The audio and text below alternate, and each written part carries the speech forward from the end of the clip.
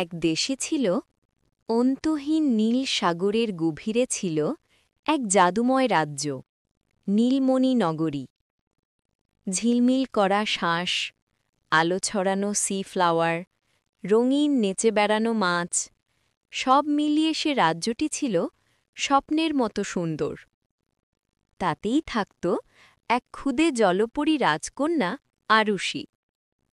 তার লম্বা সবুজ চুল, রংধনুর মতো ঝলমলে পাখনা, আর চোখ দুটো ঠিক সমুদ্রের ঢেউয়ের মতো উজ্জ্বল। কিন্তু একটি সমস্যা ছিল, তার কণ্ঠস্বর খুবই নরম, এতটাই নরম যে মাছেরাও তার গান ঠিকমতো শুনতে পেত না। সবাই বিশ্বাস করত শুধু শক্তিশালী কণ্ঠের জলপরী হতে পারে সমুদ্রের সত্যিকারের অভিভাবক পরী। তাই আরুষি সবসময় নিজেকে ছোট, দুর্বল আর অনিশ্চিত মনে করত। এক পূর্ণিমার রাতে রাজ্যের সবচেয়ে জ্ঞানী জলপরী দাদিমা শাঁস আরুষিকে ডাকলেন। দাদিমা বললেন, আরুষি, তোমার কণ্ঠ দুর্বল নয়, এখনো জেগে ওঠেনি মাত্র। সমুদ্রের আলোতে জন্মায় এক জাদুকরী নীল চাঁদ মুক্ত। ওটা চাঁদের আলোয় স্পর্শ করলে তোমার কণ্ঠ নিজের আসল শক্তি খুঁজে পাবে। আরুষি বিস্ময়ে জিজ্ঞেস করল, আমি কি সত্যিই ওটা খুঁজে পেতে পারব? দাদিমা হাসলেন, যাদের হৃদয়ে সাহস থাকে তারা পথ নিজেই খুঁজে নেয়। পরের দিন সকালে আরুষি সাহস করে অভিযানে বেরিয়ে পড়ল। তার সাথে ছিল তার দুই বন্ধু, টুকটুক দুষ্টু সিহর্স আর মিনি লাজুক ছোট লাল স্টারফিশ। ওরা সাঁতরে পার হল আলোকিত ক্যাল্প অরণ্য, জলজলে প্রবাল গুহা আর গভীর সমুদ্রতলে ঘুমিয়ে থাকা পুরনো জাহাজ। টুকটুক কাঁপতে কাঁপতে, এই জায়গাটা একটু ভয় লাগে। মিনি, কিন্তু আমরা একসাথে আছি, কিছু হবে না।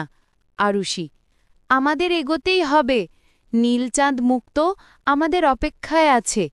হঠাৎ চারপাশের সাগর অন্ধকার হয়ে গেল। সামনে উঠে এলো এক বিশাল ছায়া ঘূর্ণিঝড় দানব গর্জে, ফিরে যাও, নীলচাঁদ মুক্তোর গুহায় কেউ ঢুকতে পারে না। মিনি ভয়ে, আরুষি, আমরা কি ফিরে যাব? আরুষিরও ভয় ধরেছিল, কিন্তু সে গভীর শ্বাস নিল এবং সামনে এগিয়ে গেল। আরুষি বলল, আমরা কোনো ক্ষতি করতে চাই না, আমি শুধু আমার সত্যিকারের কণ্ঠ খুঁজতে এসেছি। দানব ব্যঙ্গ করে হাসল, হা হা হা, তোমার এত ছোট্ট গলা আমাকে থামাবে? হা হা হা। আরুষি চোখ বন্ধ করল, তার সমস্ত সাহস জড়ো করে গাইতে শুরু করল একটা কোমল নরম সুর, ঠিক সকালের শান্ত ঢেউয়ের মতো। ধীরে ধীরে দানবের গর্জন থেমে গেল, ঘূর্ণিঝড় মিলিয়ে গেল, রাগ গলে গেল বরফের মতো। দানব নরম হয়ে, তোমার গান আমাকে শান্ত করল, তুমি যেতে পারো। আরেকটি পথ খুলে গেল।